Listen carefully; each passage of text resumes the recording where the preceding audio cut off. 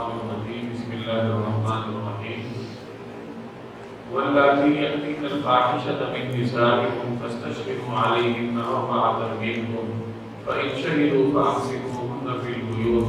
حتى يتوفاهن الموت أو يجعل الله لهن سبيلا واللذان يأتيانها منكم فآذوهما فإن تابا وأصلحا فأعرضوا عنهما إن الله كان توابا رحيما واللاتی یأتین الفاحشۃ من نسائکم تمہاری عورتوں میں سے جو بدکاری کا ارتکاب کریں فاستشہدوا علیہن اربعۃ منکم ان پر اپنے میں سے 4 گواہ بنا دو فإن شہدوا چنانچہ اگر وہ گواہی دیں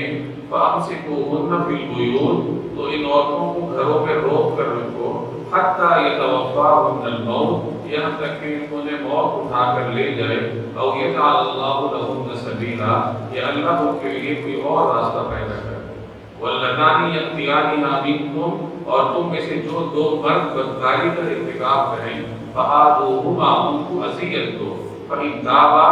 پھر اگر وہ توبہ کر لیں وہ اصلحا اپنی اصلاح کر لیں فأعرضوا عنہما تو ان سے درگزر کرو پھر اگر وہ توبہ کر کے اپنی اصلاح کر لیں تو ان سے درگزر کرو ان اللہ کان توابا رحیما بے شک اللہ بہت توبہ قبول کرنے والا بڑا مہربان ہے۔ ان دونوں آیات میں زنا کا ابتدائی حکم بیان فرمایا گیا ہے۔ شریعت اسلامی معاشرے کو راہ راست پر رکھنے والی ایک بہت بڑی بنیاد ربط ہے۔ ربط لوگوں کا آپس میں جو ربط ہوتا ہے بالخصوص مردوں اور خواتین کا جو آپس میں ربط ہے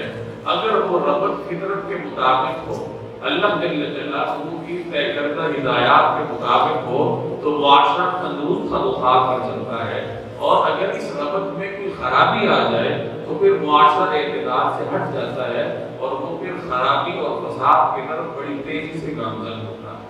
اب اس ربط میں جو ابتدائی چیز ہے وہ مرد اور عورت کا نکاح ہے کہ عورت اور مرد کے درمیان جو ارتباط ہوتا ہے ربط ہوتا ہے اگر اس کی بنیاد کے نکاح ہو اور اس کے بعد یہ ربط کا سلسلہ چلے تو عفت اور حیا کے تمام اصولوں کو مد نظر رکھا جائے تو معاشرہ صحیح سالم چلتا ہے تندرست معاشرہ کہلاتا ہے۔ اور اگر اس میں کوئی خرابی آ جائے کہ نکاح کا تصور مشکل ہو جائے فحاشی اور بریانی کا تصور عام ہو جائے تو پھر وہ معاشرہ فطرت کے اصولوں سے ہٹ جاتا ہے اور غیر فطری بنیادوں پر معاشرہ جو چلتا ہے وہ کتنی دیر تک چل رہی ہے۔ مغربی معاشروں کی مثال آپ کے سامنے ہے، ان کے ہاں جو غیر فطری اصول ہیں وہ خود ان سے تنگ ہیں۔ یہ الگ بات ہے کہ ہمارے لیے چونکہ وہ ایک غالب تہذیب ہے اور دنیا میں ہمیشہ یہ اصول رہا ہے کہ غالب تہذیب کی پیروی کی جاتی ہے۔ دنیا میں جب اسلامی تہذیب غالب تھی تو لوگ عربی لباس پہننے میں فخر محسوس کرتے تھے، عربی زبان بولنے میں فخر محسوس کیا جاتا ہے۔ اب ان کی تہذیب غالب ہے تو ان کی زبان بھی غالب ہے، ان کا کلچر بھی غالب ہے، تو ہمارے لیے تو وہ سب باپ کی طرح ہے، لیکن ان کے ہاں خود اپنے کھوکھلی بنیادوں سے ان کے جو محققین ہیں وہ تنگ ہیں کہ اس فحاشی اور بریانی کی وجہ سے اور خاندان کے ادارے کی تباہی کی وجہ سے وہ معاشرہ تباہی سے کے دہانوں سے دوچار ہے۔ تو اس آیت میں اسی چیز کو روکنے کے لیے، اسی فساد اور خرابی کو روکنے کے لیے اور معاشرے میں انسانوں کا باہمی ربط درست راستے پر برقرار رکھنے کے لیے ایک حکم دیا گیا ہے۔ اور جیسے میں نے عرض کیا کہ یہ ابتدائی درجے کا حکم تھا، ابتدائی دور میں یہ حکم تھا کہ اگر کوئی خاتون زنا کر لیتی فحاشی کی مرتکب ہو جاتی تو اس کے لیے ابتدا میں یہ حکم تھا کہ اسے گھر میں قید رکھا جائے۔ عمر قید کب تک قید ہوتی؟ حتی یتوفاہن الموت، یہاں تک کہ موت اس کو اٹھا کے لے جائے، یعنی عمر بھر اس نے گھر میں رہنا، قید میں رہنا۔ او یجعل اللہ لہن سبیلا، یا اللہ اس کے لیے کوئی راستہ پیدا کرے، اور اللہ نے بعد میں راستہ پیدا کیا۔ چنانچہ اس کے بعد سورہ نور کی آیت نازل ہوئی جس میں فرمایا گیا کہ اگر کوئی مرد اور عورت زنا کر لیں تو انہیں 80 کوڑے مارے جائیں، 80 جلدہ، تو انہیں 80 کوڑے مارے جائیں۔ اور سنت میں رسول اللہ صلی اللہ علیہ وسلم کی سنت سے یہ طے ہوا کہ یہ جو آیت ہے اس کا تعلق غیر شادی شدہ مرد اور عورت سے ہے کہ غیر شادی شدہ مرد اور عورت اگر کسی گناہ کا ارتکاب کریں تو تو انہیں 80 کوڑے مارے جائیں گے، اور اگر کوئی شادی شدہ مرد اور عورت اس جرم کا ارتکاب کریں تو انہیں سنسار کیا جائے گا۔ چنانچہ دور نبوی میں حضرت مائز رضی اللہ تعالیٰ عنہ نے خود اقرار فرمایا کہ مجھ سے یہ گناہ سرزد ہوا ہے، تو انہیں سنسار کیا۔ قبیلہ غامدیہ کی خاتون تھی جو امرأ غامدیہ کے نام سے معروف ہے حدیث کی کتابوں میں، انہوں نے آ کر اقرار کیا تھا کہ یا رسول اللہ مجھ سے یہ جرم ہوا ہے، مجھے پاک فرمائیے، تو آپ صلی اللہ علیہ وسلم نے انہیں بھی سنسار کرنے کا حکم دیا۔ تو اس طریقے سے زنا کا حکم جو یہاں سے شروع ہوا تھا تو وہاں جا کے پورا ہوا کہ اگر غیر شادی شدہ مرد اور عورت ہیں تو انہیں 80 کوڑے لگائے گئے، اور اگر شادی شدہ مرد اور عورت ہیں تو شادی شدہ آدمی اگر زنا کرتا ہے تو اس کا جرم بہت بڑا ہے، لہٰذا اسے پھر سنسار کیا جائے۔ تو اس آیت میں وہ ابتدائی زمانے کا حکم تھا، جیسے میں نے عرض کیا۔ دیکھیے واللاتی یأتین الفاحشۃ من نسائکم، تمہاری عورتوں میں سے جو بدکاری کا ارتکاب ہے، فاحشہ سے مراد یہاں پہ بدکاری ہے، زنا، فاستشہدوا علیہن اربعۃ منکم، ان پر اپنے میں سے 4 گواہ ہوں۔ فإن شہدوا، اگر وہ گواہی دیں، فأمسکوہن فی البیوت، گواہی کے بعد سزا نافذ ہوگی، اور سزا گھروں میں قید رکھتا ہے تو گھروں میں بند کر دو۔ کب تک؟ حتی یتوفاہن الموت، جب تک موت ان کو اٹھا کر کرے گا۔ یاد رکھیے زنا کا قانون سخت ہے، زنا کی سزا جتنی سخت ہے تو اس سزا کو ثابت کرنے کا جو مرحلہ ہے وہ بھی اتنا ہی سخت ہے۔ عام طور پر ہر جرم کے لیے 2 گواہ چاہیے، اور زنا کو ثابت کرنے کے لیے 4 گواہ درکار ہے، اور 4 گواہ بھی مردوں میں سے 4 گواہ گواہی دیں گے کہ ہم نے اپنی آنکھوں کے سامنے اس کو یہ جرم کرتا ہوا دیکھا ہے، تو پھر زنا کا حکم نافذ ہوتا ہے، سنسار کرنے کا یا کوڑے مارنے۔ اور اس طرح پہلے زمانے میں یہ عمر قید کا خواتین کو، تو 4 گواہ درکار۔ تو زنا کی سزا اگر سخت ہے تو مرحلہ بھی سخت ہوتا ہے۔ اگر یہ مرحلہ سخت نہ ہوتا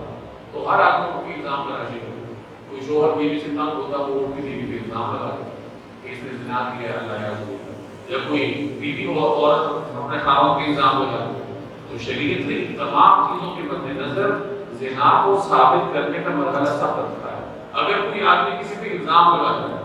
اور بعد میں 4 گواہ نہیں لاتا تو اس کو قذف کی سزا دی جاتی ہے۔ قذف زنا کے الزام کو کہتے ہیں، اس پر قذف کا حد کی حد لگتی ہے، اور قذف کی حد بھی 80 کوڑے، یا تو ثابت کرو، اگر ثابت نہیں کرتے تو پھر کمر کوڑوں کے لیے تیار کرو۔ تو یہ شریعت کے وہ اصول ہیں جن کی بنیاد پر معاشرہ صحیح خطوط پر چلتا ہے کہ جرم کی حوصلہ شکنی بھی ہو اور کسی کو کسی پر بے جا الزام تراشی کا موقع بھی نہ ملے۔ تو زنا یا تو ثابت ہوتا ہے 4 گواہوں سے اور یا اقرار سے۔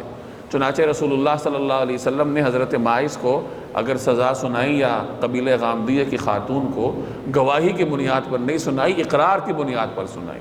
حضرت ماعز نے اور ان خاتون نے جو قبیلہ غامدیہ کی تھی انہوں نے خود آ کے اقرار کیا تھا، چونکہ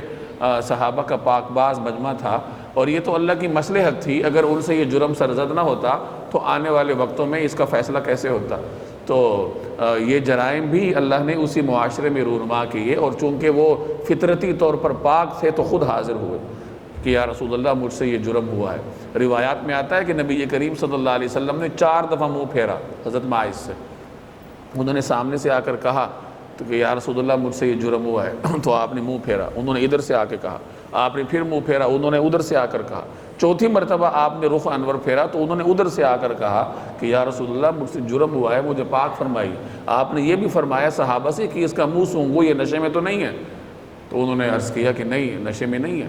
وہ فرما رہے، وہ عرض کر رہے تھے میں ہوش و حواس میں ہوں اور مجھ سے یہ جرم ہوا ہے، مجھے پاک فرمائیے۔ یہ صحابہ کی ایمانی کیفیت کا حال تھا۔ اور جن خاتون سے وہ جرم سرزد ہوا تھا ان کے ساتھ بھی آپ نے یہی طرز عمل اختیار فرمایا، 4 دفعہ انہوں نے اقرار کی۔ گویا 4 دفعہ اقرار کرنا 4 گواہوں کے قائم مقام، اور پھر بھی آپ نے سنگسار نہیں کی۔ آپ نے فرمایا یہ بچہ جو تمہاری گود میں ہے اس کو لے جاؤ، اس کو دودھ پلاؤ، اور جب یہ تمہارے بغیر رہنے کے قابل ہو جائے پھر آنا۔ چنانچہ وہ بچے کو لے گئیں اور اس کو دودھ پلاتی رہیں اور پھر حاضر ہوئیں، اور بچے کے ہاتھ میں روٹی کا ٹکڑا تھا، اور عرض کیا کہ یا رسول اللہ اب یہ روٹی کھانے کے لائق ہے، میرے دودھ کا محتاج نہیں ہے، تو میرے اوپر سزا نافذ فرمائے۔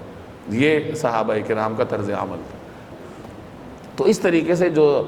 زنا کا حکم تھا وہ پورا ہوا۔ تو یہ شروع میں یہ حکم تھا، بعد میں یہ حکم تبدیل ہو کے اگلا حکم آیا۔ یہ قرآن کریم کی بعض احکامات میں ہوا ہے کہ بعض اوقات ایک حکم میں کچھ تبدیلی کر کے یا اس کو ختم کر کے دوسرا حکم آ جاتا ہے۔ حالات کے پیش نظر اللہ تبارک و تعالی مختلف احکامات مسلمانوں کو دیتے رہیں،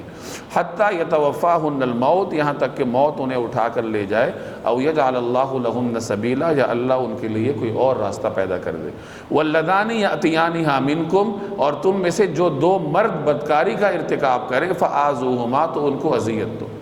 اگر مرد اس جرم کا ارتکاب کریں تو انہیں اذیت دو۔ اب اس آیت کی دو تفسیریں ہیں۔ پہلی تفسیر یہ ہے کہ یہاں مرد، تم میں سے دو مرد اگر بدکاری کریں تو بدکاری سے مراد زنا ہے، کہ اگر کوئی مرد عورت کے ساتھ زنا کرتا ہے تو اس کا حکم یہ ہے کہ اس کو تکلیف دو، یعنی اسے مارو پیٹو، اس کی اہانت کرو، اور حاکم وقت اپنی مصلحت کے مطابق کوئی بھی اپنی ثوابدیدی اختیار کے تحت اس کے بارے میں فیصلہ کر سکتا ہے۔ اب رہی یہ بات کہ یہاں پہ صرف مردوں کا ذکر ہے، تو مفسرین فرماتے ہیں کہ مردوں کی ضمن میں عورتیں بھی آ جاتی ہیں، اور دوسری بات کہ یہاں دو کا ذکر ہے، تثنیہ کا ذکر ہے، تو اس کا جواب مفسرین دیتے ہیں کہ بعض اوقات تثنیہ کا اطلاق جمع پر بھی ہوتا ہے۔ تو یہاں دو مرد بدکاری کریں، اس کا مطلب یہ ہے کہ کوئی بھی مرد اگر کسی عورت کے ساتھ یہ زنا کا عمل کرتا ہے تو پھر اس کو اذیت دی جائے گی۔ اور اس نقطہ نظر کے مطابق پھر مفسرین فرماتے ہیں کہ اصل میں آیات کی ترتیب یہ ہے کہ پہلے یہ آیت نازل ہوئی تھی، یعنی سب سے پہلے زنا کے بارے میں یہ آیت نازل ہوئی کہ اگر دو مرد زنا کریں، یعنی کوئی مرد کسی عورت سے زنا کا عمل کرے، یہ جرم انجام دے، تو ان کو اذیت دو، یعنی کسی سزا کی تعین نہیں کی، حاکم وقت کی ثوابدید پر چھوڑ دیا کہ انہیں سخت قسم کی سزا دو۔ اور اس کے بعد پھر یہ اوپر والی آیت نازل ہوئی جس میں عورتوں کی سزا طے ہو گئی کہ عورتوں کو صرف اذیت پہ اکتفا نہیں کیا جائے گا، یعنی مجمل اذیت نہیں ہوگی بلکہ انہیں عمر بھر کے لیے گھروں میں قید رکھا جائے گا۔ اور تیسرے مرحلے میں پھر سورہ نور کی وہ آیات نازل ہوئی جس کا ذکر میں نے تھوڑی دیر پہلے کیا کہ اگر غیر شادی شدہ مرد اور عورت زنا کرتے ہیں تو 80 کوڑے لگیں گے، اور شادی شدہ مرد اور عورت اگر زنا کرتے ہیں تو ان کی سزا قرآن کریم میں مذکور نہیں ہے، سنت سے ان کی سزا سمجھ میں آتی ہے۔ تو یہ تو وہ نقطہ نظر تھا جس کے مطابق یہاں پہ اس جرم سے مراد زنا کا جرم ہے۔ اور اس آیت کی ایک اور تفسیر بھی ہے، اور وہ اس کے ظاہر کے بھی مطابق ہے کہ یہاں دو مردوں کی بدکاری سے مراد ہم جنس پرستی ہے، کہ اگر دو مرد آپس میں ہی یہ عمل بد انجام دیں، ہم جنس پرستی کا شکار ہوں، تو ہم جنس پرستی کی کوئی حتمی سزا قرآن کریم نے طے نہیں کی، بلکہ حاکم وقت کی ثوابدید پر چھوڑا ہے کہ وہ ان کو سخت سزا دے۔ صحابہ کرام سے ایسے مجرموں کو جلانے کا بھی عمل منقول ہے۔ چنانچہ ایک روایت میں آتا ہے کہ حضرت ابو بکر صدیق، حضرت علی، حضرت عبداللہ بن زبیر اور ہشام بن عبد الملک، ان چار خلفاء کے زمانے میں یہ عمل انجام دینے والوں کو، یعنی ہم جنس پرستی کے مجرموں کو جلایا گیا تھا۔ اور بعض حضرات فرماتے ہیں کہ اسے کسی اونچے مینار یا بلڈنگ پر چڑھا کر وہاں سے گرایا جائے، اور کچھ حضرات فرماتے ہیں کہ اس کا سر اڑا دیا جائے، یعنی کوئی حتمی سزا نہیں ہے بلکہ حاکم وقت اپنی ثوابدید کے مطابق اسے کوئی بھی سزا دے گا، البتہ وہ سزا سخت ہونی چاہیے اور دوسروں کے لیے اس میں عبرت ہونی چاہیے۔ وَاللَّذَانِ يَأْتِيَانِهَا مِنْكُمْ فَآذُوهُمَا، اور تم میں سے جو دو مرد بدکاری کا ارتکاب کریں ان کو اذیت دو۔ اور اس کی دو تفسیریں ہیں، وہ میں نے عرض کر دی۔ فَإِن تَابَا، پھر اگر وہ توبہ کر کے وَأَصْلَحَا، اپنی اصلاح کر لیں، فَأَعْرِضُوا عَنْهُمَا، تو ان سے درگزر کرو۔ کسی سے زنا کا جرم سرزد ہوا، اس پہ سزا بھی نافذ ہو گئی، اب اس کے بعد اس کو آر دلانے کی اجازت نہیں ہے۔ اگر سزا کے بعد وہ توبہ کر لیتا ہے، اپنی اصلاح کر لیتا ہے، تو اس کو سابقہ زندگی یاد دلانے کی اجازت نہیں ہے۔ ان اللہ کان تواب الرحیمہ، بے شک اللہ بہت توبہ قبول کرنے والا ہے اور بڑا مہربان ہے۔ یعنی اللہ بڑے سے بڑے جرم، بڑے سے بڑے مجرم کی بھی توبہ قبول کرتا ہے، بے شک کوئی آدمی صدق دل سے توبہ کرے۔ انما التوبہ